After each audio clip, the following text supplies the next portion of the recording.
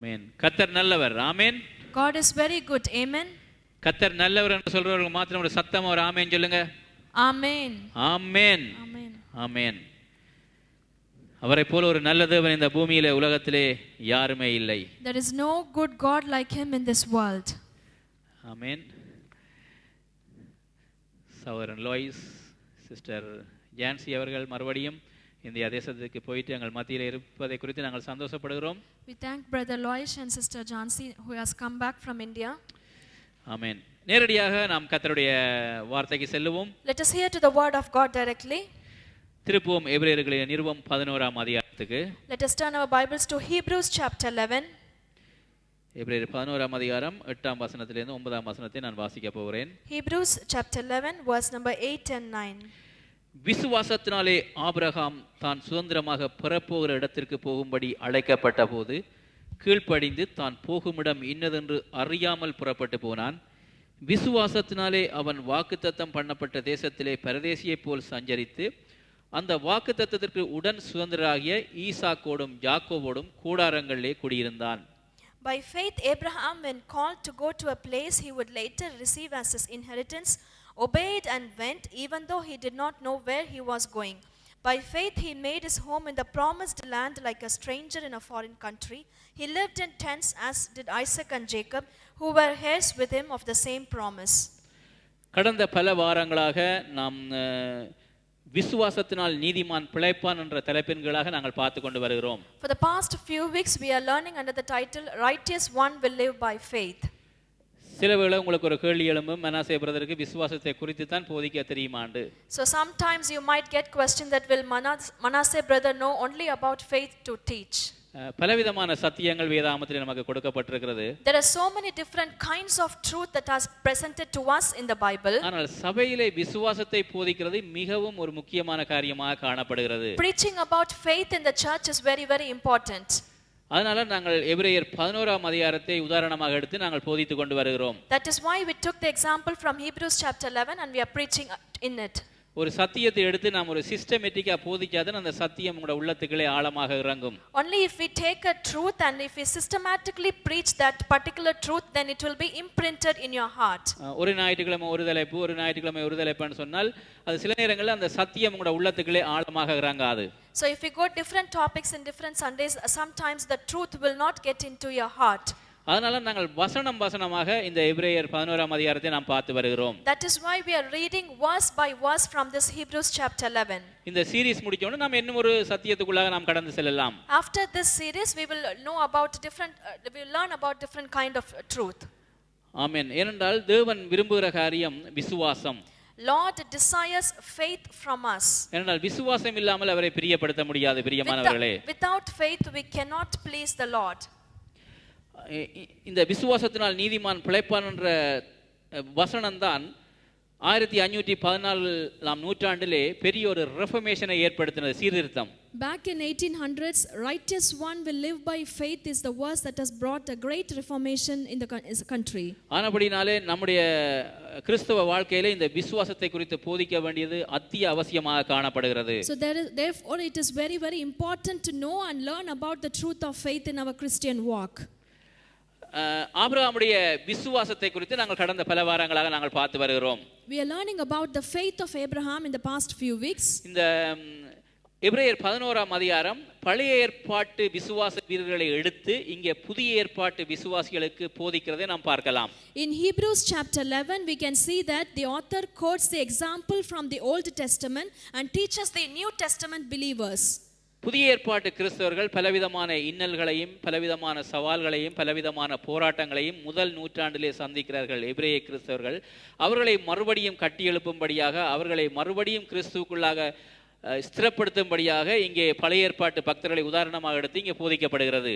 The New Testament believers are facing so many struggles and challenges in the 100th century. So therefore the author quotes takes the example of the Old Testament faith leaders and is quoting that and is teaching the New Testament believers. அதுவும் எபிரேய மார்க்கத்தாருக்கு Abraham மிகவும் ஒரு முக்கியமான நபராக காணப்படுகிறார். For people of Hebrews, Abraham was an important person. அதனால இந்த எபிரேயர் 11ஆம் அதிகாரத்திலே கிட்டத்தட்ட 12 வசனங்கள் ஆபிரகாமுக்கு முக்கியத்துவப்படுத்தப்பட்டிருக்கிறது. That is why in Hebrews chapter 11 more than 12 verses are given talks about Abraham. ஆபிரகாமுடைய விசுவாச வாழ்க்கையில நாங்கள் பல காரியங்களை கற்றுக்கொள்ளலாம் பிரியமானவர்களே. We can learn so many things from the faith life of Abraham. அப்ப அதனால ஆபிரகாமுடைய விசுவாசத்தை நாங்கள் வசனமாய் நாங்கள் பார்த்து கொண்டு வருகிறோம். That is why we are reading verse by verse about the faith of Abraham. ஏற்கனவே நான் சொன்னேன் இந்த ஆபிரகாமுடைய விசுவாசத்தை 4 பிரிவுகளாக இங்கே பிரிக்கிறதை நாங்கள் பார்க்கலாம். As I told you before, we can see there are 4 different stages of Abraham's faith. இதுல முதலாவது பிரிவு என்னன்னு சொன்னால் ஆபிரகாமை கர்த்தர் அழைக்கிறார் என்பதை குறித்து நான் உங்களுக்கு காண்பித்தேன். The first stage is that Abraham was called by the Lord. அப்ப பாருங்க எங்களை நாங்கள் எடுத்துக்கொண்டால் நாங்களும் ஒரு காலத்திலே ஜீவனுள்ள தேவனை அறியாமல் ஏதோ ஒரு பின்னணியில நாங்களும் வாழ்ந்து வந்தோம். We were also once upon a time we did not know about the Lord. We were in a different background without knowing the God. அப்ப ஆபிரகாமை கர்த்தர் அழைத்தது போல கர்த்தர் நம்மையும் அழைத்திருக்கிறார். Like how Lord called Abraham, Lord has called us as well. 1800ஆம் நூற்றாண்டிலே FP mayor என்ற ஒரு தேவனுடைய மனுஷன் இங்கிலாந்து தேசத்திலே பெரிய ஒரு பிரபல்யமான ஒரு பிரசங்கியாரை காணப்பட்டார். Back in 1800s there was a man called as F.M. Mayer who was brought revival into the country. Charles ஸ்பர்ஜனை போல அவரும் ஒரு நல்ல ஒரு பிரசங்கியார். So like Charles, he was also a good preacher. அவர் ஆபிரகாமை குறித்து ஆபிரகாமுடைய சரித்திரத்தை குறித்து இன்னும் சில ஆதாரங்களை அவர் நோண்டுகிறார் அந்த சரித்திரத்தின் மூலமாக. So he digs out to know more about the history of Abraham and the life of Abraham. ஆபிரகாமுடைய பின்னணியை எடுத்துக்கொண்டால் அப்போஸ்தலர் நடவடிக்கைகளில் நாங்கள் பார்க்கிறோம் 7ஆம் அதிகாரத்தில் அங்கே ஸ்தேவான் பிரசங்கம் பண்ணும் பொழுது ஆபிரகாம் எப்படிப்பட்ட ஒரு பின்னணியில இருந்தார் என்று அங்கே ஸ்தேவான் பிரசங்கம் பண்ணுகிறார். When Stephen preaches in the book of Acts, we can see that what kind of a background Abraham came from. Abraham Mesopotamia என்ற ஒரு இடத்திலே இருக்கும் பொழுது கர்த்தர் மகிமையின் தேவன் ஆபிரகாமுக்கு தரிசனமானார் என்று நாங்கள் வேதத்திலே பார்க்கலாம். We can read that the glory of the God revealed himself to Abraham when he was in a country called as Mesopotamia. அங்கே ஸ்தேவான் எழுதும் பொழுது சொல்லுகிறார் ஆரானுக்கு அப்புறத்திலே நதிக்கு அப்புறத்திலே மெசொப்பொத்தேமியா என்ற இடத்திலே இருக்கும் பொழுது மகிமையின் தேவன் ஆபிரகாமுக்கு தரிசனமானார் என்று அங்க பார்க்கிறோம். So we can see that in the place called Haran after the riverside the glory of the God revealed himself to Abraham. அப்ப இந்த ஆபிரகாம் பாருங்க ஆண்டவரை அறியாத ஏதோ ஒரு பின்னணியில ஒரு இருளின் அதிகாரத்திலே வாழ்ந்து கொண்டிருந்த ஒரு மனுஷனாய் காணப்பட்டார். Abraham was a man who does not know about God and he was living in the darkness. அவர் என்ன சொல்லுகிறார் எஃப்பி மேயர் இந்த ஆபிரகாம் அவருடைய தகப்பனார் ஒரு விக்கிரக வியாபாரி ஒரு சிலையை விக்கிற வியாபாரியாக காணப்பட்டார். The father of Abraham was a person who was selling out idols. அப்ப ஜீவனுள்ள தேவனுக்கும் அவர்களுக்கும் தொடர்பே கிடையாது. So there is no connection between the living God and to Abraham and his family. அப்ப ஒரு சந்தர்ப்பத்திலே தகப்பனார் என்ன செய்திருப்பாராம் ஆபிரகாமுக்கு இந்த விக்கிரகங்களை எல்லாம் நீ பார்த்துக்கொள் பத்திரமா பார்த்துக்கொள்னு சொல்லி போட்டு அவர் சில நேரம் வேறு இடத்துக்கு சென்றிருக்கலாம். The father of Abraham might have left out the idols to Abraham and he would have gone outside some time. அப்ப ஆபிரகாம் அந்த விக்கிரகங்கள் சிலைகளை பார்க்க முடிந்திருக்கும். So at that time Abraham would have seen the idols that are made in the image of God. அந்த டைமில ஆபிரகாமோடு தேவன் இடைப்பட்டிருப்பார் பிரியமானவர்களே. At that time the living God would have revealed himself to Abraham. அதான் நாங்கள் அப்போஸ்தலர் 7ஆம் அதிகாரத்தில் வாசிக்கிறோம் மகிமையின் தேவன் ஆபிரகாமுக்கு தரிசனமானார் என்று. That is what we read in Acts chapter 7 that the glory of the Lord revealed appeared to Abraham. அப்ப ஆபிரகாமோடு ஆண்டவர் எப்படி இடைப்பட்டிருப்பார்? How would have the Lord appeared to Abraham? ஒரு சிலையை பார்க்கும் பொழுது ஆபிரகாம் என்ன செய்திருப்பார்? சூரியனை பார்த்திருப்பார், நட்சத்திரங்களை பார்த்திருப்பார், வானங்களை பார்த்திருப்பார், ஆகாய விரிவுகளை பார்த்திருப்பார். இப்படிப்பட்ட ஒரு சர்வ வல்லமையுள்ள தேவன் தான் இந்த வானங்களையும் பூமியையும் சிருஷ்டித்திருப்பார். அவரை ஒரு சிறிய ஒரு கைப்பிடிக்குள்ளே அடக்க முடியாத என்ற ஒரு வெளிப்பாட்டை ஆண்டவர் கொடுத்திருப்பார் ஆபிரகாமுக்கு. Lord would have given the revelation to Abraham when he was thinking about the suns and the star and the sky. The Almighty God cannot be brought into the small idol. அப்பொழுதுதான் ஆபிரகாமுக்கு ஒரு வெளிப்பாடு கிடைச்சிருக்கும். ஓஹோ என்னுடைய ஆண்டவர் சர்வ வல்லமையுள்ள தேவன், இந்த சாதாரணமான செய்யப்பட்ட இந்த சிலைக்குள்ள அவரை அடக்க முடியாது. So that at that time Abraham would have received this revelation that my God is an almighty God. We cannot bring him down to a small idol made out of human. அப்ப மகிமையின் தேவன் ஆபிரகாமுக்கு தரிசனமாய் இருக்கிறார் இருளிலே வாழ்ந்த உலகத்திலே. So in the dark world the glorious God revealed himself to Abraham. இன்றைக்கு எங்களையும் எடுத்துக்கொண்டால் நாங்களும் ஒரு காலத்திலே ஜீவனுள்ள தேவனை அறியாமல் வாழ்ந்த எங்களோடும் கர்த்தர் அப்படித்தான் இடைப்பட்டிருக்கிறார் பிரியமானவர்களே. We were also born not knowing the living God once upon a time, but the Lord God appeared and revealed himself to us. அப்படித்தான் நம்மை ரட்சித்திருக்கிறார் ஆண்டவர். That is how Lord has saved us. அப்ப இந்த ஆபிரகாமுடைய விசுவாசத்திலே முதலாவது கட்டம் ஆபிரகாமுடைய அழைப்பு ரட்சிப்பு என்று நாம் சொல்லலாம். So we can say that the first stage of Abraham's life is the calling of the Lord for Abraham. ரட்சிக்கப்பட்ட பிறகு நாங்கள் விசுவாசத்திலே பலவிதமான பிரச்சனைகளை எங்களுடைய வாழ்க்கையிலே சந்திக்கிறோம். After we are saved, we are facing so many challenges. அப்படி அந்த பிரச்சனைகளை எப்படி சந்திக்கிறன்றதான் இரண்டாவது பிரிவு இதிலே. The second stage represents how he faces the struggles and challenges after being saved. மூன்றாவது முடியாத காரியங்களை சாத்தியமாக்குறவர் அற்புதம் செய்கிறவர் என்பதை Abraham விசுவாசிக்கிறான். Number 3, the third stage is that Abraham believes that Lord God is able to make possible what is impossible. நான்காவது பிரிவு என்னவென்று சொன்னால் தனக்கு காத்திருந்து பெற்ற தவமிருந்து பெற்ற ஒரே பேரான குமாரனை தகன பலியாக கர்த்தருக்கு கொடுக்க துணிந்து விட்டான். Fourth stage of Abraham's faith is that he was ready to sacrifice the only son. He waited for a long time and is received. தகன பலியா நான் கொடுத்தாலும் என்னுடைய மகனை அந்த சாம்பலில் இருந்து கர்த்தர் எனக்கு எழுப்பி கொடுப்பார் என்பதை விசுவாசித்தான் Abraham. Abraham believed that even though he offered his one and only son Isaac as a burnt offering to the Lord is powerful enough to bring back his son from the ashes. அப்ப இந்த நான்கு கட்டங்களாக பிரிக்கிறதை நாங்கள் இந்த அதிகாரத்திலே நாங்கள் பார்க்கிறோம். We can see that the Hebrews chapter 11 there are 4 stages of Abraham's faith. அப்ப ஆபிரகாமுடைய சரித்திரம் இன்றைக்கு இந்த நூற்றாண்டிலே வாழுகிற நமக்கு இன்றைக்கு அது எப்படி நாம் அப்ளை பண்ண வேண்டும் என்பதை நாங்கள் பார்க்க வேண்டும் பிரியமானவர்களே. So we have to see how we can apply the teachings of Abraham in our life in this century. அப்ப போன வாரத்திலே நான் உங்களுக்கு ஒரு வசனத்தை விளக்கி காண்பித்தேன். பரதேசியை போல என்ற வார்த்தையை நான் உங்களுக்கு விளக்கி காண்பித்தேன்.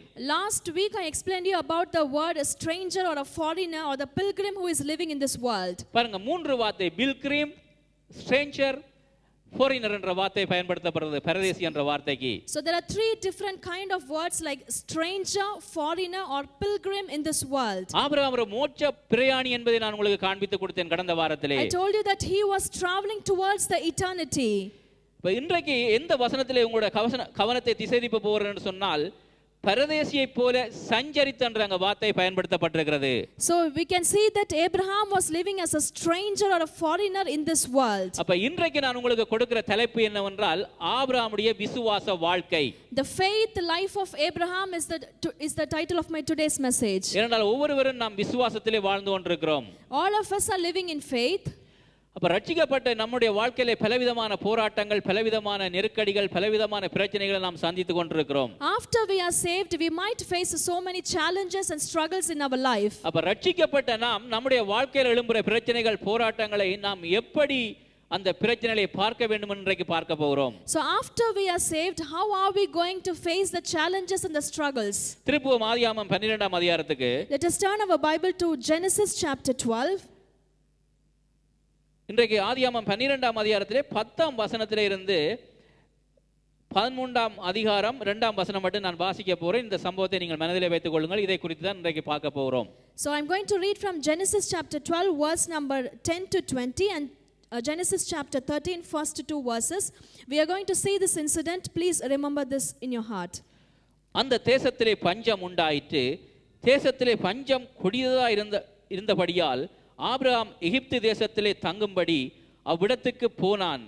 அவன் எகிப்துக்கு சமீபமாய் வந்தபோது தன் மனைவி சாராயையும் பார்த்து, நீ பார்வைக்கு அழகுள்ள ஸ்திரீ என்று அறிவேன்.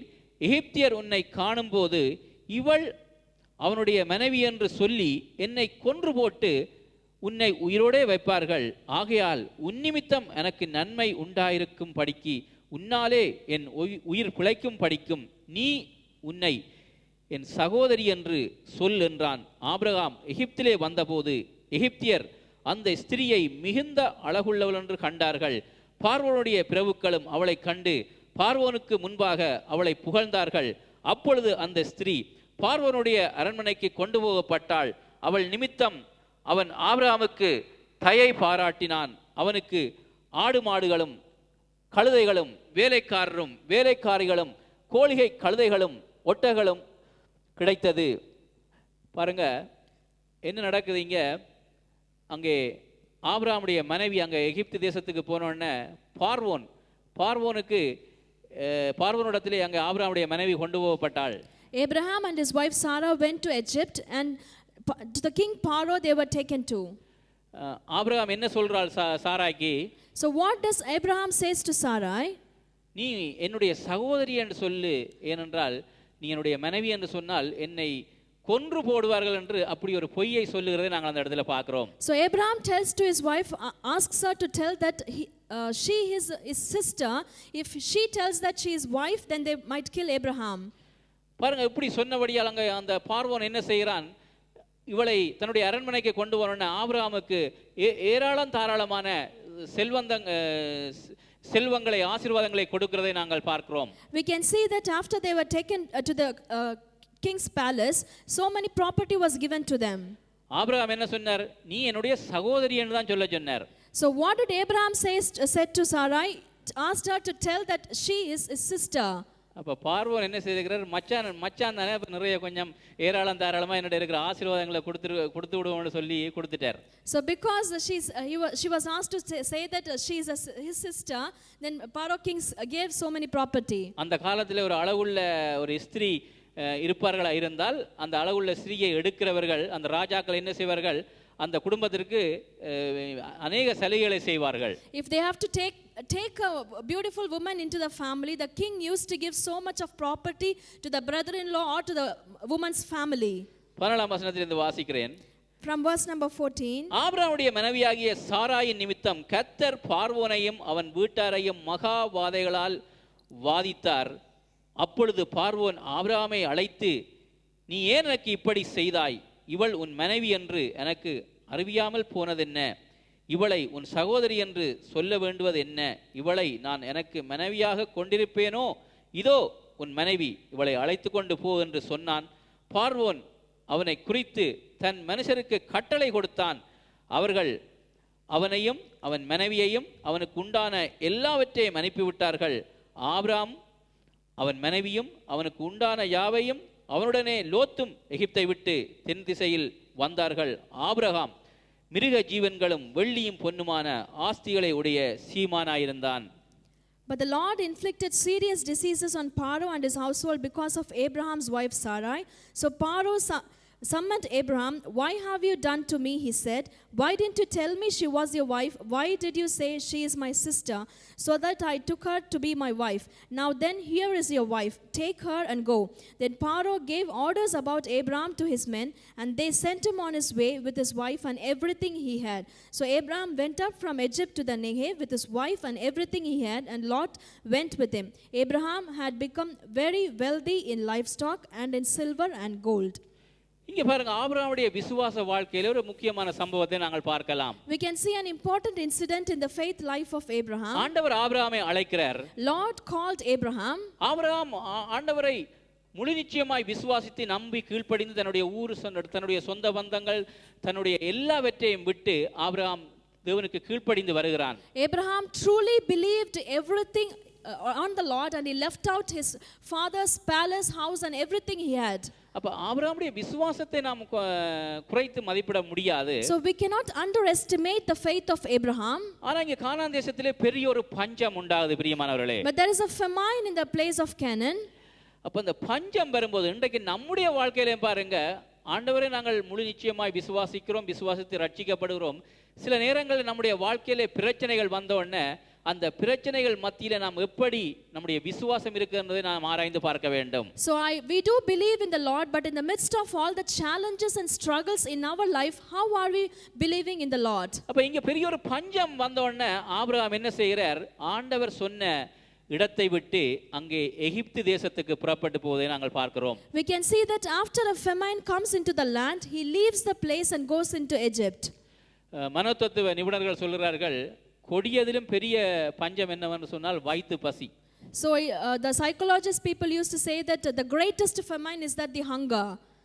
பாருங்க, வயிற்று பசி வந்த உடனே சில நேரங்கள்ல ஆண்டவர் வைத்திருக்கிற நோக்கத்தையும் திட்டத்தையும் சில நேரங்கள்ல நாங்கள் மறந்து விடுகிறோம். So when we are hungry, we will forget about the promises that the Lord God has kept for us.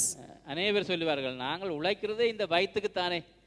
Many people used to say that we are working just for this, to fill this tummy. வயிறு சொல்லு கேக்குமா? So can we just will the tummy hear to us? ஆனா பெரிய ஒரு பஞ்சம் வந்து விட்டது அந்த இடத்திலே. So there was a famine in the land. அப்ப ஆண்டவர் என்ன விசுவாசித்திருக்க வேண்டும்? So ஆபிரகாம் எதை விசுவாசித்திருக்க வேண்டும்? What would have Abraham believed? கர்த்தர் வனாந்திரத்திலே வழிகளை உண்டாக்குறவர். பிரியமானவர்களே, Lord is the one who makes way in the desert. அவர் அவாந்திர வழியிலே ஆறுகளை உண்டாக்குறவர். He will make way, rivers to flow through in the desert. கர்த்தர் என்னை அழைத்திருக்கிறார். Lord has called me.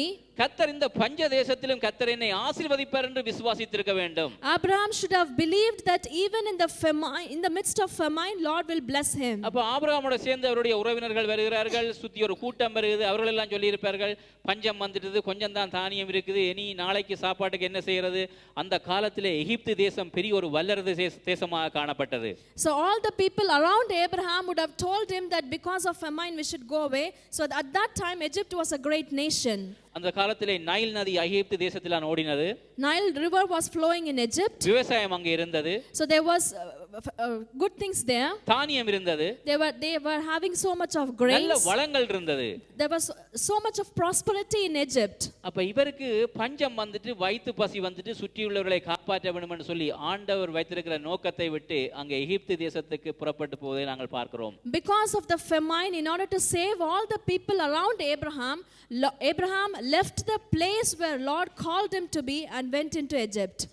சில நேரங்களில் ஆசீர்வாதமான இடத்தை நாங்கள் நோக்கி போகிறோம் என்று சொன்னால் சில நேரங்களில் அது கர்த்தருடைய திட்டமா நோக்கமா என்பதை நாங்கள் பார்க்க வேண்டும். பிரியமானவர்களே, sometimes we can think that we are going into a prosperous country, but we have to think if that is the place where God has ordained for us. ஆனால் வேதாகமம் எகிப்தை எப்படி வர்ணிக்கிறது என்பதை நாங்கள் பார்க்க வேண்டும். Let us see how Bible describes Egypt. திருப்புங்க ஏசாயா தீர்க்கதரிசியின் புத்தகம் 31ஆம் அதிகாரத்துக்கு திருப்புங்கள். எகிப்து எப்படிப்பட்டது என்பதை வேதாகமம் நமக்கு கற்றுக் கொடுக்கிறது. So please turn your Bibles to book of Isaiah. Let us see what Bible teaches about the nation of Egypt. ஏசாயா 31ஆவது அதிகாரம் முதலாவது வசனத்தை நான் வாசிக்கிறேன். Isaiah chapter 31 verse number 1. சகாயம் அடையும்படி, பாருங்க, சகாயம் அடையும்படி என்ற அந்த வார்த்தை முதலாவது வருகிறது. அப்படி என்றால் நன்மை பெறும்படி. அப்ப சகாயம் அடையும்படி இஸ்ரவேலுடைய பரிசுத்தரை நோக்காமலும் கர்த்தரை தேடாமலும் எகிப்துக்கு போய் குதிரைகள் மேல் நம்பிக்கை வைத்து இரதங்கள் அநேகமாய் இருப்பதினால் அவைகளை நாடி குதிரை வீரர் மகா பலசாலிகளாய் இருப்பதினால் அவர்களை நம்பிக்கொண்டிருக்கிறவர்களுக்கு ஐயோ என்று இங்கே எழுதப்பட்டிருக்கிறது. It is written here, woe to those who go down to Egypt for help, who rely on horses, who trust in the multitude of their chariots and in the great strength of their horsemen, but do not look to the Holy One of Israel or seek help from the Lord. அப்ப எகிப்தை எதுக்கு இங்கே வேதாகமம் இங்கே வர்ணிக்கப்படுகிறது?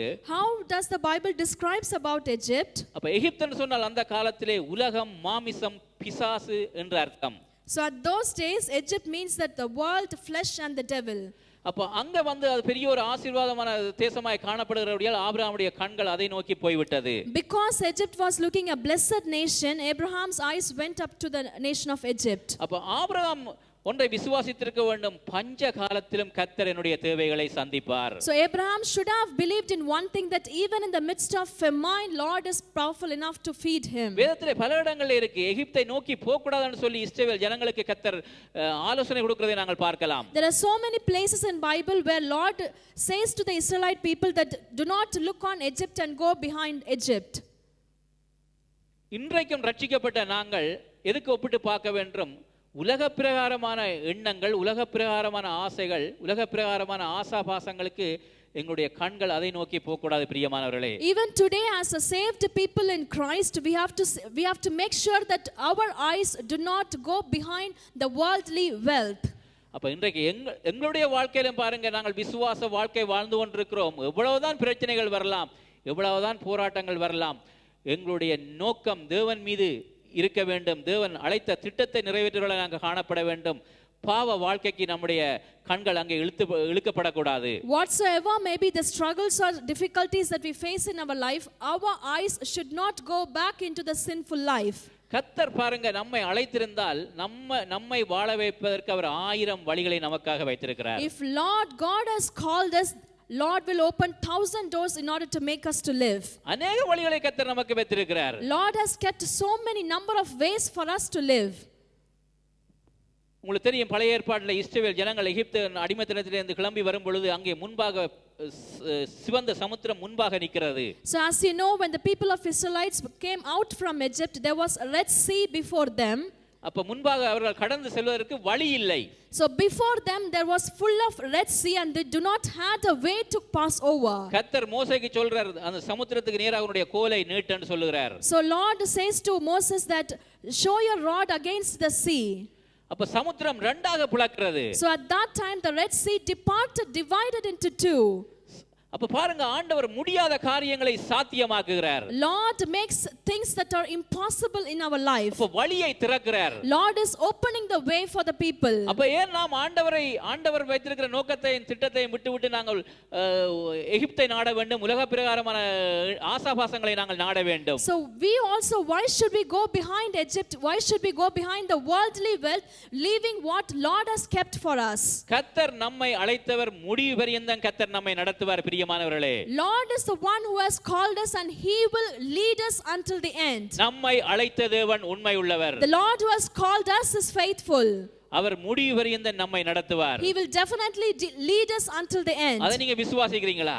Do you believe in that? எங்களுடைய வாழ்க்கையிலே போராட்டங்கள் வரலாம். We might face struggles in our life. பஞ்சங்கள் வரலாம். We might see famine in our family. நெருக்கடிகள் வரலாம். We might see struggles in our life. இதன் மத்தியிலே எங்களுடைய கண்களை நாங்கள் எங்கே நோக்கி பார்க்கிறோம் என்றது முக்கியம். பிரியமானவர்களே, Where have we fixed our eyes in the midst of all our struggles and challenges?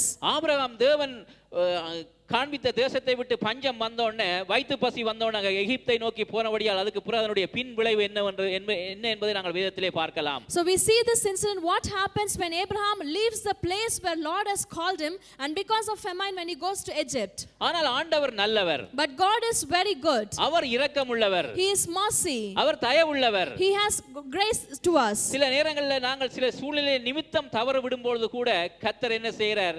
அந்த பாவத்துக்குள்ளே நாங்கள் மூழ்கி போகாதபடி கர்த்தர் நம்மை விடுவிக்கிறார். பிரியமானவர்களே, so because of the situations, even when we fall into sin, Lord will not allow us to go into the pit of sin, but Lord delivers us from that. Abraham அங்கே ஒரு சின்ன தவறு விடுறதை நாங்கள் பார்க்கலாம். We can see that Abraham does a mistake here. ஆனால் அவன் விசுவாசம் இல்லாத ஒரு மனுஷன் என்று நாம் சொல்ல முடியாது. But we cannot say that he was not having the faith on the Lord. இனி வரப்போற நாட்களில் ஆபிரகாமுடைய விசுவாசத்தை குறித்து நிறைய காரியங்களை நாங்கள் பார்க்க போறோம். The coming days we are going to learn more things about faith of Abraham. அது இன்றைக்கு நம்முடைய கிறிஸ்தவ வாழ்க்கையில நாங்கள் அதில் நிறைய காரியங்களை கற்றுக்கொள்ளலாம். So we can learn so many things from the life of Abraham in our Christian walk today.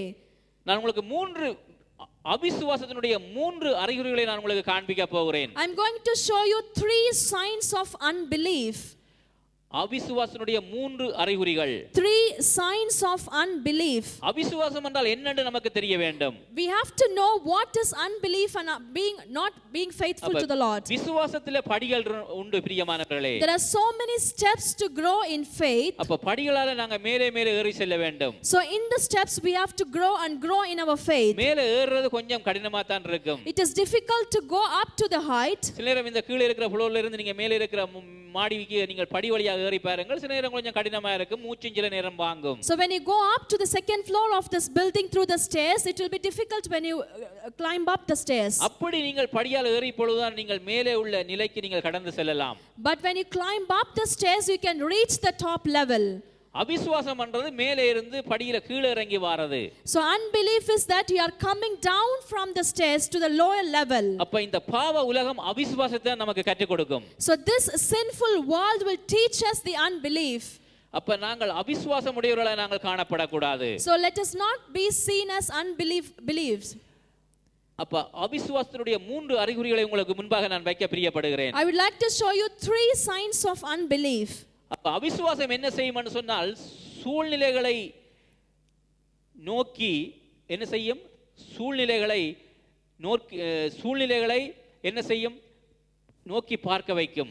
Unbelief will make you to look at the situations instead of looking at the Lord. உங்களுடைய வாழ்க்கையில எழும்புற போராட்டங்கள் பிரச்சனைகளை நோக்கி பார்க்க வைக்கும் அவிசுவாசம். Unbelief will make you to look into the problems and the situations in your life. ஆனால் நாம் சூழ்நிலைகளை பார்க்க கூடாது, சூழ்நிலைகளை மாற்றுகிற தேவனை நோக்கி பார்க்க வேண்டும் பிரியமானவர்களே. But we should not look at the situations, but we have to look at the Lord who can change the situation. எங்களுடைய வாழ்க்கையில பிரச்சனைகள் எழும்பிக் கொண்டு தான் இருக்கும். In our life the problems will keep on arising. அப்ப பிரச்சனையை பற்றி பேசிக் கொண்டிருக்க கூடாது. We should not speak about the problems. பிரச்சனையை பார்த்து பேச வேண்டும். You have to look at the problem and speak to it. பிரச்சனை எப்படி நாம் பேச முடியும்? பிரச்சனையை பார்த்து How can we look at the problem and speak பிரச்சனையை to பார்த்து it? பேசுவதற்கு தான் கர்த்தருடைய வாக்குத்தத்தங்கள் நமக்கு கொடுக்கப்பட்டிருக்கிறது. In order to speak to the problem, we have the promises from the Lord. பாருங்க, காலையில எழும்பினோட சில பேர் எப்படி ஜெபம் பண்ணுவார்கள், ஆண்டவரே என்ன செய்ய போறோம்னு தெரியும், ஆண்டவனுக்கு தான் வெளிச்சம் பண்ணுவார்கள். So as soon as you wake up in the morning, some people used to say that, Lord, I do not know what to do. இப்படி ஒரு சில சொல்லி இருக்கிறேன், நான் கேட்டிருக்கிறேன். So I have heard people saying that, oh Lord, what I'm going to do. இப்படி தான் ஒரு எழும்பி காலையில கர்த்தாவே என்ன செய்ய போறோம்னு தெரியும், ஆண்டவனுக்கு தான் வெளிச்சம் பண்ணாராம். So one person waked up in the morning and he said that, oh, I do not know what I'm going to do, only Lord knows it. ஆண்டவர் திருப்பி சொன்னாராம், Lord told him back, எனக்கு வெளிச்சம் தேவையில்லை, I do not need the light. நானே உலகத்துக்கு ஒளியா தான் இருக்கிறேன். So I am the light of the world. உன்னுடைய பிரச்சனைக்கு என்ன பதில்ன்றதை காலையில எழும்பினோட பேசு. So look for the answer to your problem and speak to it. இன்னைக்கு அநேக பேர் ஆண்டவருக்கு வெளிச்சம் கொடுக்கிறதுக்கு நிக்கிறோம். So many times we are giving light to the Lord. ஆனால் எங்களுடைய வாழ்க்கையிலே சூழ்நிலைகளை மாற்றி எங்களுடைய இருளான வாழ்க்கையிலே வெளிச்சத்தை தருகிறவர் நம்முடைய ஆண்டவர். Lord is the one who is powerful enough to change our situations and give us light in the dark situation. காலையில எழும்பினோனே சொல்லணும், என்னை பலப்படுத்துகிற கிறிஸ்துவினாலே எல்லாவற்றையும் செய்ய எனக்கு பலன் உண்டு. அந்த உண்டன்ற வார்த்தையோடு எழும்பி பாருங்கள். I can do all things in Christ who strengthens me is the words that you have to speak in the morning. உங்களுடைய வாழ்க்கையிலே மலை போல எழும்புற பிரச்சனைகளை கர்த்தர் மாற்றி கொடுப்பார் பிரியமானவர்களே. Lord will turn all your problems that looks like mountain in your life. நாங்கள் விசுவாசிக்கிற தேவன் அப்படிப்பட்ட சர்வ வல்லமையுள்ள தேவன். The Lord whom we believe is the Almighty God. ஆபிரகாமின் தேவன் என்று சாதாரண தேவன் இல்லை. The Lord of Abraham is not an ordinary God. அவர் சர்வ வல்லமையுள்ளவர். எல் ஷடாய் சர்வ வல்லமையுள்ள தேவன். He is the Almighty God and El Shaddai. அப்ப சூழ்நிலைகளை நாம் ஒருபோதும் நோக்கி பார்க்க கூடாது. அப்படி நோக்கி பார்ப்போமா இருந்தால் என்ன செய்றோம்? நாங்கள் அவிசுவாசத்துக்குள்ளே கடந்து செல்லுகிறோம். So we should never ever look at the situation, but if we start to looking at the situation, then we are going into unbelief. ஒரு உதாரணம் சொல்றேன் பாருங்க. சூழ்நிலைகளை எப்படி பார்க்க எங்களுக்கு சுத்தி சூழ்நிலைகள் இருக்கிறது. So we have so many situations around us. நீங்க சில நேரம் உங்களுக்கு கேள்வி எழும்பும், சூழ்நிலைகளை எப்படி நான் பார்க்காம இருக்க முடியும், எப்படி அதை பற்றி பேசாமல் இருக்க முடியும்னு உங்களுக்கு ஒரு கேள்வி எழும்பலாம். So you might have a question that how can I not see the problem in front of me? How can I not talk about the problem? என்னுடைய கரத்திலே 50 pence இருக்கிறது. So he is having a 50 pence coin in his hand. 2 pence இருக்கான்னு பார்த்தா 2 pence இல்ல பாக்கெட்ல. I don't have the 2 pence coin with me. எப்பவுமே எனக்கு கடையில சேஞ்ச் 2 pence கொடுத்தாங்கன்னா நான் charity boxல போட்டுருவேன். So I used to put it in the charity box if I get the 2p coin. இந்த 2 pence வச்சு நான் என்ன செய்யறதுன்னு. So what am I going to do with 2p? சரி, இப்ப 2 pence நீங்க கையில வச்சிட்டு இந்த 2 pence என்ன செய்யுங்க, நீங்க உங்க கண்ணுக்கு கிட்ட வச்சு பாத்தீங்கன்னு சொன்னா அந்த 2 pence உங்க கண்ணுக்கு தெரியும். So if you keep the 2 penny coin close to your eyes and see it, you can only see that 2 penny coin. அப்ப உங்களுக்கு அந்த 2 pence பெருசா தெரியும். என்னடா க்ளோஸா வச்சுக்கிறீங்க கண்ணுக்கு கிட்ட. Because you have the coin closer towards your eye, that will look big for you. அப்ப என்ன செய்யும்? உங்களோட புத்தி அந்த 2 penceக்கு ஏற்ற மாதிரி தான் உங்களை யோசிக்க வைக்கும். So your mind will think only about the 2 pence that you have closer to your eyes. அப்ப கொஞ்சம் தள்ளி வச்சு பாத்தீங்கன்னா பாருங்க, இந்த கட்டடம் முழுவதுமே எனக்கு தெரிகிறது. If you can take away the coin away from his eyes, then you can see the whole building. அநேக விசுவாசிகள் என்ன செய்றார்கள்? தங்களுடைய பிரச்சனைகளை தங்களுக்கு முன்பாக க்ளோஸாக வைத்து பார்த்து பேசிக் கொண்டிருக்கிறார்கள். So many believers are keeping their problems very close to their eyes and talking about it. பிரச்சனைகள் எங்கள் கண்களுக்கு முன்பாக இல்லை என்று நான் சொல்ல வரவில்லை. I am not telling that we do not have problems in front of our eyes. அந்த பிரச்சனைகள் மத்தியிலே கர்த்தர் எவ்வளவு பெரியவர் என்பதை பார்க்க வேண்டும். So in the midst of that problem, you have to see how greater is the Lord God. அவர் எவ்வளவு நல்லவர் என்பதை பார்க்க வேண்டும். You have to see how good Lord God is. அவருடைய வாழ்க்கையில முடியாத காரியங்களை சாத்தியமாக்குறவர் என்பதை பார்க்க வேண்டும். Lord is one who can make impossible things to be possible in our life. Amen. Amen. பாருங்க, நல்ல ஒரு உதாரணம் உங்களுக்கு தெரியும். பேதுரு தண்ணீர் மீது நடந்தார் என்ற சம்பவத்தை நீங்கள் மத்தேயு சுவிசேஷத்துல 14ஆம் அதிகாரத்தில் நீங்கள் வாசிக்கலாம். You know about the incident where Peter walked on the water. ஆண்டவர் என்ன செய்யறார்? தன்னுடைய 12 சீஷர்களுக்கு நீங்கள் போட்டிலே வாருங்கள்னு சொல்லி போட்டு அவர் ஜெபம் பண்ண போய் விட்டார். So Lord asked disciples to come in the boat and he went out for prayer. அப்ப இந்த சீஷர்கள் படகிலே பயணம் செய்து கொண்டிருக்கிறார்கள். The disciples were traveling in the boat. அங்கே காத்து அடிக்கிறது, கடல் கொந்தளிக்கிறதை பார்க்கலாம். So we can see that the sea was rising up and the wind was blowing. அப்ப எல்லாரும் கதறுகிறார்கள், காத்து அடிக்கிறது, கடல் கொந்தளிக்கிறது. Because of the storm and the sea arising, the disciples were trembling. மடிந்து போகிறோம் என்று அங்கே கதறுகிறதை நாங்கள் பார்க்கலாம். They started out crying that, oh, we are going to die now. இயேசு சுவாமி கடல் மீது நடந்து வருகிறதை நாங்கள் பார்க்கிறோம். We can see that Jesus Christ is walking on the sea. இயேசு சுவாமி கடல் மீது நடந்து வருகிறார். Jesus Christ is walking on the sea. பேதுரு இயேசு சுவாமியை பார்த்துவிட்டு, ஆண்டவரே நீரே ஆனால் நானும் இந்த தண்ணீர் மேலே நடந்து வருவேன் என்று சொல்லுகிறதை பார்க்கிறோம். We can see that when Peter saw Jesus Christ, Lord, if that is you, then let me also walk on the water. அப்ப பேதுருடைய அந்த விசுவாசத்தை அந்த இடத்திலே நாங்கள் பார்க்கிறோம். We can see the faith of Peter in that place. அப்ப இயேசு சுவாமி சொல்லுகிறார், வா நடந்து வா என்று சொல்லுகிறார். So Jesus Christ says, come and walk. நீங்க அந்த சம்பவத்தை வீட்டிலே சென்று வாசித்து பாருங்கள். You can go back and read this incident at home. பேதுரு கடல் தண்ணீர் மீது நடந்தான் என்று அங்கே எழுதப்பட்டிருக்கிறது. So Bible says that Peter walked on the sea. அப்ப நடக்கும் பொழுது அவனுடைய விசுவாச கண்கள் யார் மீது பதிக்கப்பட்டிருந்தது? When he was walking on the sea, where was his eyes of faith was fixed upon? அவன் இயேசு மீது தன்னுடைய கண்களை பதித்துக் கொண்டிருந்தான். Peter has fixed his eyes on Lord Jesus Christ. அண்ட சராசரங்களையும் படைத்த ஆண்டவர் மனுஷகுமாரன் காற்றையும் கடலையும் அடக்கிறவர் தண்ணீர் மீது மிதித்துக் கொண்டு வருகிறார் என்றதை அதை பார்த்தான் முதலாவது. So Peter saw the Lord Jesus Christ, the Almighty God who created the earth and the heaven. He was walking on the water. அப்படி பார்த்தபடியாத்தான் பேதுரும் என்ன செய்றான்? விசுவாசத்திலே நடக்க ஆரம்பித்தான் என்று பார்க்கிறோம். Because Peter was able to see how mighty the Lord God is, he was also able to walk on the water in faith. பிறகு என்ன செய்கிறான் என்று சொன்னால், அந்த கண்களை எடுத்து போட்டு அங்கே அலை கொந்தளிக்கிறதையும் காற்று அடிக்கிறதையும் புயலையும் பார்க்க ஆரம்பித்தான். Few minutes later he took out the eyes from the Lord and started to see the rising sea. அப்ப மடிந்து போகிறேன் ஆண்டவரே என்று சொல்லுகிறான். Once again his faith was down and he says, I'm going to die, Lord. ஆண்டவர் கேட்கிறார், அற்ப விசுவாசியே ஏன் சந்தேகப்பட்டாய்? Oh you little faith, why did you doubt it now? அப்ப அநேக நேரங்களில் எங்கட வாழ்க்கையிலும் அப்படித்தான் பிரியமானவர்களே, நாங்களும் என்ன செய்கிறோம்? விசுவாச கண்களை கர்த்தர் மீது எடுத்துவிட்டு சூழ்நிலைகள் மீது எங்கட கண்களை பார்க்க ஆரம்பிக்கிறோம். So many a times we also take away the eyes from the Lord and we started seeing into the problem so closely. அப்ப பேதுரு அப்படி கண்களை எடுத்து புயலையும் காற்றையும் பார்த்தபடியாத்தான் அவன் அங்க தண்ணீரிலே மூழ்க ஆரம்பித்தான் என்று பார்க்கிறோம். Because Peter took his eyes away from the Lord and started to see the rising sea, he started to get immersed into the water. நான் விசுவாசிக்கிறேன், நீங்கள் உங்களுடைய கண்கள் 100% இயேசு கிறிஸ்து மீது பதிக்கப்படுமா இருந்தால் உங்களுடைய வாழ்க்கையில் எழும்புற மலை போன்ற பிரச்சனைகள், போராட்டங்கள் எல்லாவற்றையும் நீங்கள் மேற்கொள்ள முடியும். ஹalleluya. Amen. I truly believe that if you fix your eyes 100% on Lord Jesus Christ, all the problems that is rising like mountain will be cut down in your life. இப்படி பல உதாரணங்களை வேதாகமத்திலே நாங்கள் பார்க்கலாம். We can see so many examples like this in the Bible. பழைய ஏற்பாட்டிலே இஸ்ரவேல் ஜனங்கள் எகிப்து தேசத்திலே 430 வருஷம் அடிமைத்தனத்திலே இருந்தார்கள். ஆண்டவராகிய கர்த்தர் அவர்களுக்கு வாக்குத்தத்தம் கொடுத்தார், பாலும் தேனும் ஓடுகிற கானான் தேசத்தை உங்களுக்கு கொடுத்தேன் என்று பல தடவை சொன்னார். For 430 years Israelites were slave in the country of Egypt.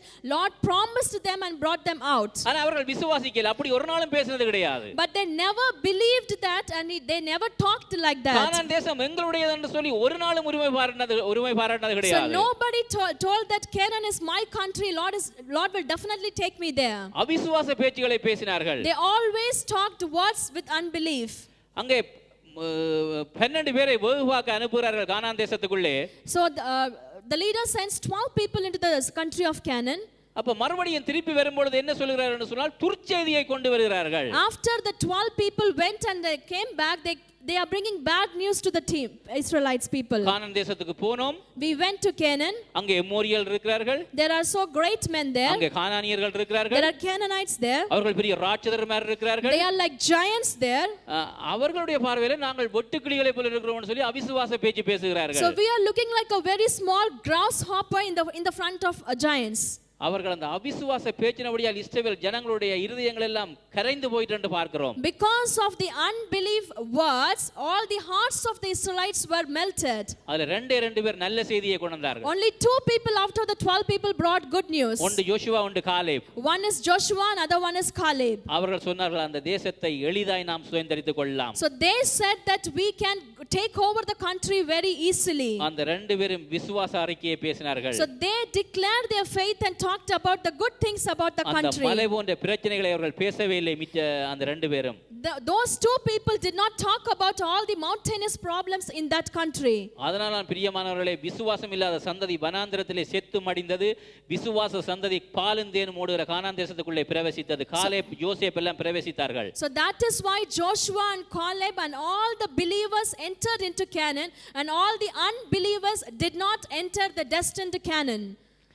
அப்ப நீங்கள் விசுவாசம் உள்ளவர்களாய் இருந்தால் தான் நீங்கள் சூழ்நிலைகளை பார்க்காதவர்களாய் நீங்கள் காணப்பட வேண்டும். சூழ்நிலைகளை மாற்றுகிற தேவனை நோக்கி பார்க்க வேண்டும். So only if you have the belief, then you will not look at the situation, rather you will look at the Lord who can change your situation.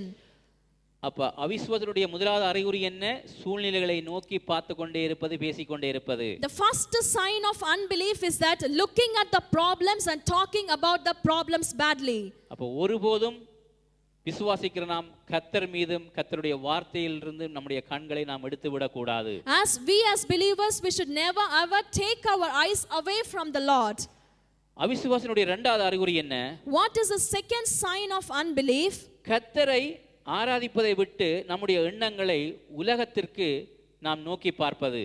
Instead of worshipping the Lord, we distract from the worshipping the Lord and we put our thoughts into the world. கடந்த வாரத்திலே நான் ஆபிரகாமுடைய மோட்ச பயணம் என்ற தலைப்பிலே நான் உங்களுக்கு காண்பித்தேன். I told you about the eternal journey of Abraham in the last week. Abraham தேவனுக்கு கீழ்ப்படிந்து புறப்பட்டு போகிறான். He started out by obeying to the word of the Lord. அங்கே ஆபிரகாம் கூடாரங்களை போடுகிறான். He sets out tents.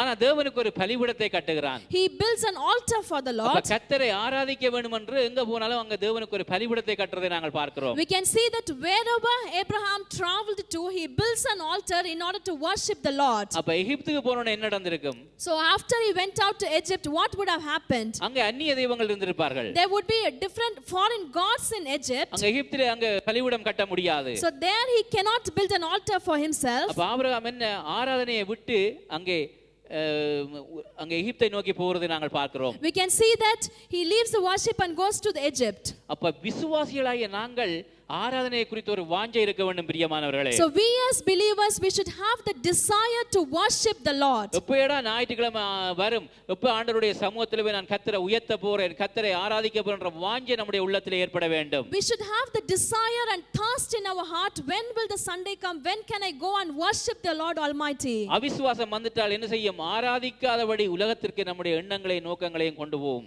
So when we face unbelief, instead of worshiping the Lord, we will start looking into the world.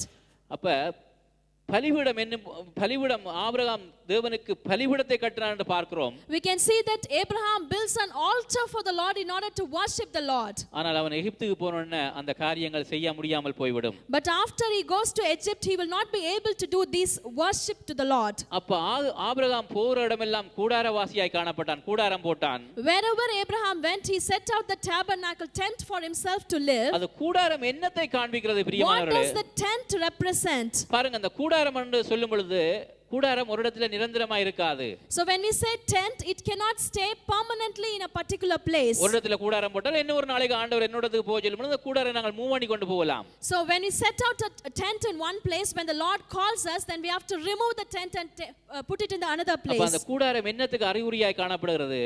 What does the tent represent? அது இந்த பூமி நமக்கு நிரந்தரம் அல்ல, நமக்கு நித்திய ஜீவன் தான் நிரந்தரம் என்று அதை காண்பிக்கிறது. The tent represents that the world is not permanent to us. This is not permanent to us. எல்லா விதமான ஆசீர்வாதங்களும் நமக்கு இருக்கலாம். We might have all the different kinds of blessings in our life. ஆனால் இந்த உலகம் நமக்கு நிரந்தரம் இல்ல. But this world is not permanent to us. கடந்த வாரம் அதை தான் உங்களுக்கு காண்பித்தேன். That is what I showed you in the last week. Abraham பலிபீடம் கட்டினான் என்று பார்க்கிறோம். We can see that Abraham built an altar for the Lord. அப்ப பலிபீடம் என்னத்தை காண்பிக்கிறது? What does the altar represent? பலிபீடம் நிரந்தரம். Altar is permanent. பலிபீடத்தை நம்ம கூடாரம் போட்டு கட்ட முடியாது. We cannot build an altar in the tent. அது கற்களால கட்ட முடியும். So we can build it in stones. அப்ப கர்த்தரை ஆராதிக்கிறதுன்றது ஒரு நிரந்தரமான காரியம் பிரியமானவர்களே. So worshipping the Lord is a permanent thing that we have to have all through our life. அப்ப எகிப்தில அங்க பாருங்க அந்த பலிபீடத்தை விட்டு எகிப்துக்கு போன உடனே அங்க ஆபிரகாமுடைய ஆராதனை தடைப்படுகிறதை நாங்கள் பார்க்கிறோம். We can see that when Abraham leaves and goes out to Egypt, the worship was broken. ஆனால் நாங்கள் பாருங்க அந்த ஆபிரகாம் பலிபீடம் கட்டினான். பிற்காலத்தில் பார்த்தோம்னு சொன்னால் யாக்கோபு ஆபிரகாம் கட்டின அந்த பலிபீடத்தில் வந்து தொழுது கொள்கிறதை நாங்கள் பார்க்கிறோம். So we can see that Abraham built an altar and later Jacob also prays in that altar.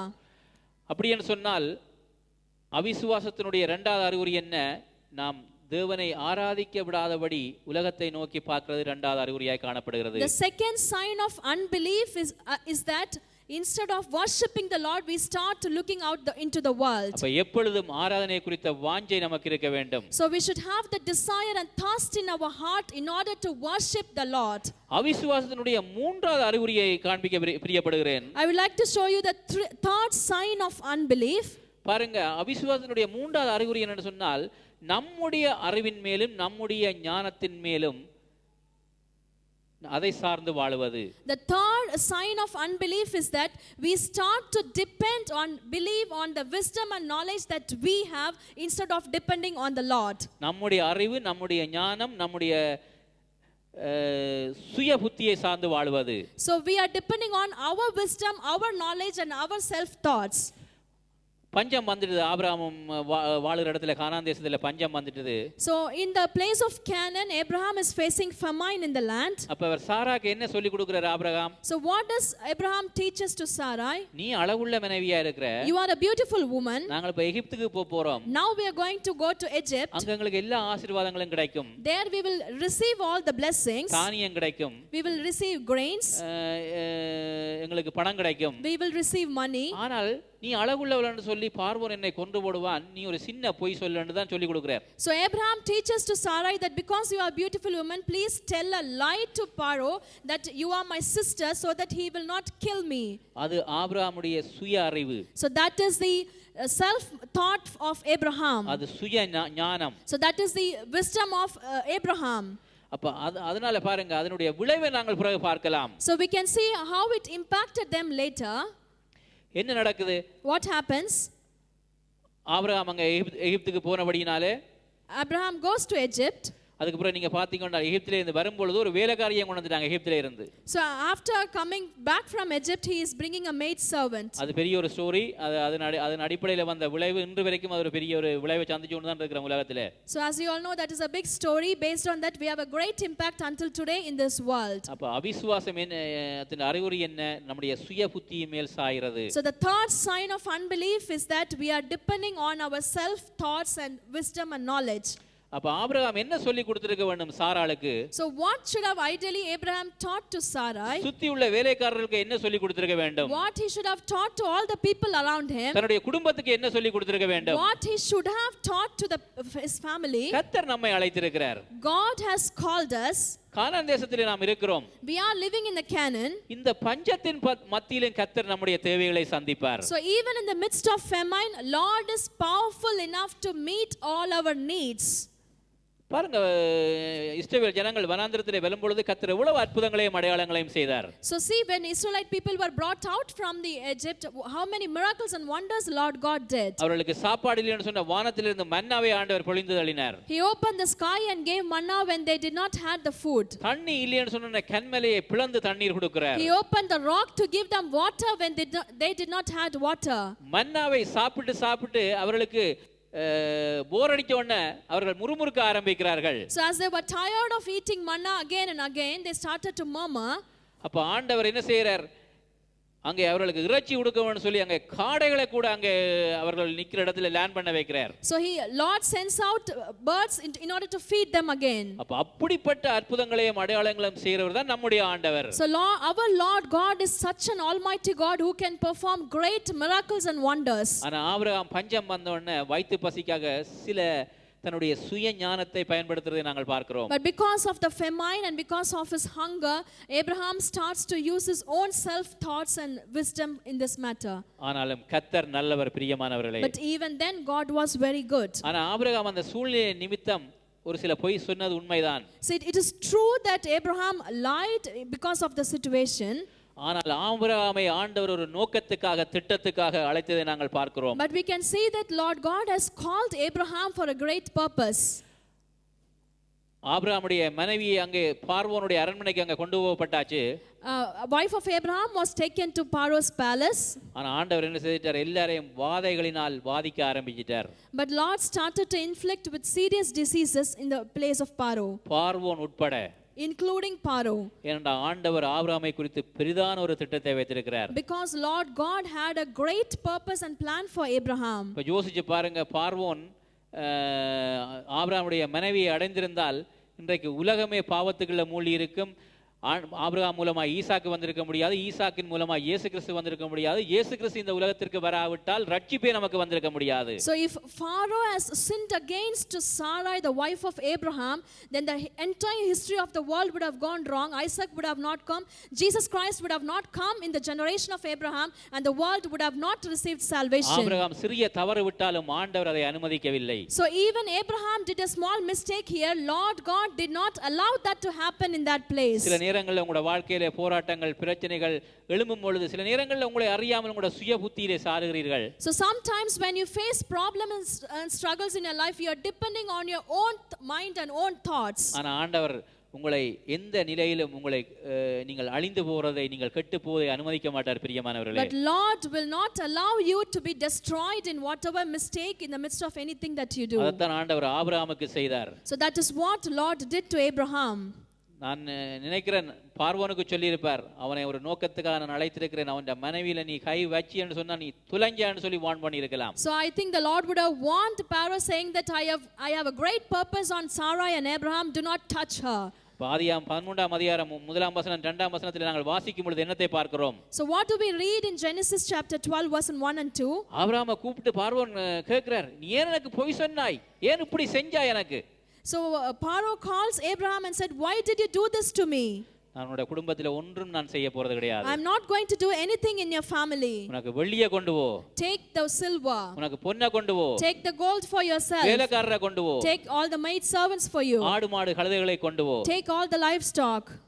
பார்வோன் மூலமாய் ஆண்டவர் இடைப்பட்டு ஆபிரகாமை பெரிய ஒரு சீமானாய் மாற்றினார் பிரியமானவர்களே. So through Pharaoh, Lord God made Abraham a wealthy person.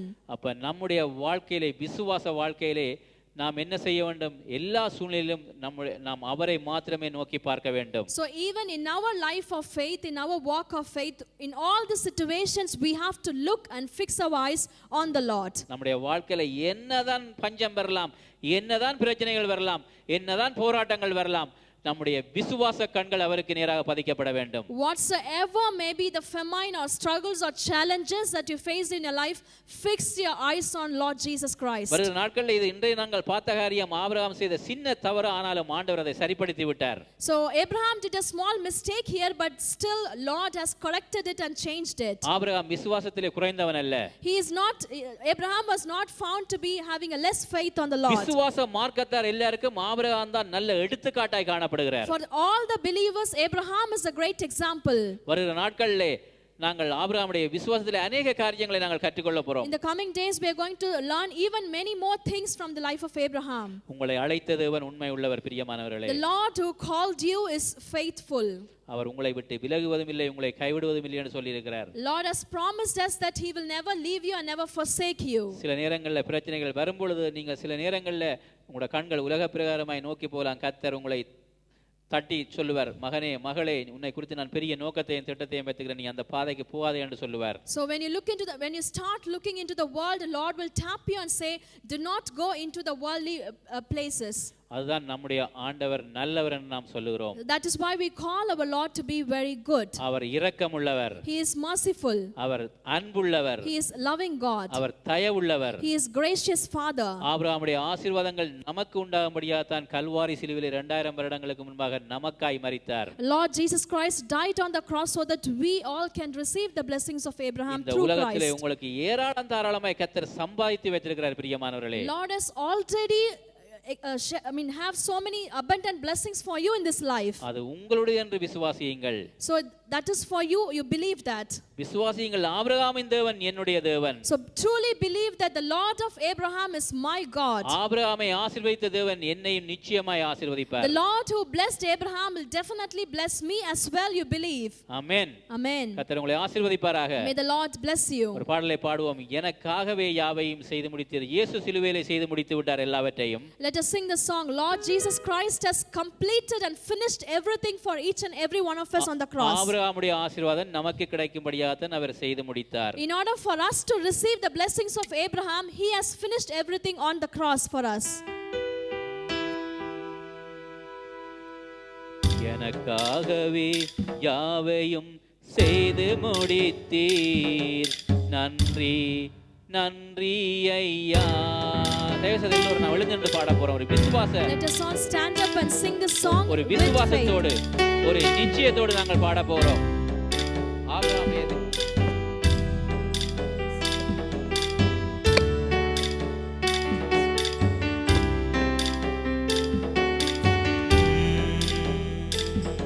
எனக்காகவே யாவையும் செய்து முடித்தீர். நன்றி நன்றி ஐயா. என் பாவங்கள் யாவையும் சுமந்து கொண்டீரே. நன்றி நன்றி ஐயா. எனக்காகவே யாவையும் செய்து முடித்தீர். நன்றி நன்றி ஐயா. என் பாவங்கள் யாவையும் சுமந்து கொண்டீரே.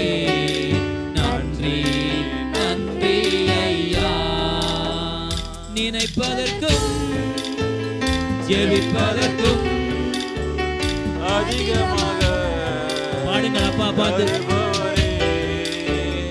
நினைப்பதற்கும் ஜெபிப்பதற்கும் அதிகமாக தருபவரே. எனக்காகவே யாவையும் செய்து முடித்தீர். நன்றி நன்றி ஐயா. என் பாவங்கள் யாவையும் சுமந்து கொண்டீரே. நன்றி நன்றி ஐயா. கரங்களை மாத்திரம் தட்டுவோமா? Praise you, Father. ஆபிரகாமை அழைத்தவர், நம்மையும் ஆசீர்வதிக்கவர் நல்லவராய் வல்லவராய் இருக்கிறார். ஆபிரகாமை அழைத்தீரே, ஆசீர்வாதம் கொடுத்தீரே. அதுபோல என்னையும் ஆசீர்வதியும். ஆபிரகாமை அழைத்தீரே, ஆசீர்வாதம் கொடுத்தீரே. அதுபோல என்னையும் ஆசீர்வதியும். நினைப்பதற்கும் ஜெபிப்பதற்கும் அதிகமாக தருபவரே. நினைப்பதற்கும் அப்பா பார்த்து விசுவாசத்தோடு பாடுகாப்போம். அதிகமாக தருபவரே. எனக்காகவே யாவையும் செய்து முடித்தீர். நன்றி நன்றி ஐயா. என் பாவங்கள் யாவையும் சுமந்து கொண்டீரே. நன்றி நன்றி ஐயா. நான் எனது பிள்ளைக்கு நல்ல ஈவை கொடுக்கிறேன். பரமபிதா அதை பார்க்கிலும் கொடுத்திடுவாரே. பாருங்கள். பிள்ளைக்கு நல்ல ஈவை கொடுக்கிறேன். பரமபிதா அதை பார்க்கிலும் கொடுத்திடுவாரே. நினைப்பதற்கும் ஜெபிப்பதற்கும் அதிகமாக தருபவரே, நினைப்பதற்கும் ஜெபிப்பதற்கும் அதிகமாக தருபவரே, எனக்காகவே யாவையும் செய்து முடித்தீர். நன்றி நன்றி ஐயா, என் பாவங்கள் யாவையும் சுமந்து கொண்டீரே. நன்றி நன்றி ஐயா. அன்றாடம் வேண்டிய ஆகாரம் தாருமே, தீமை என்னை அணுகாமல் காக்கும் தேவனே.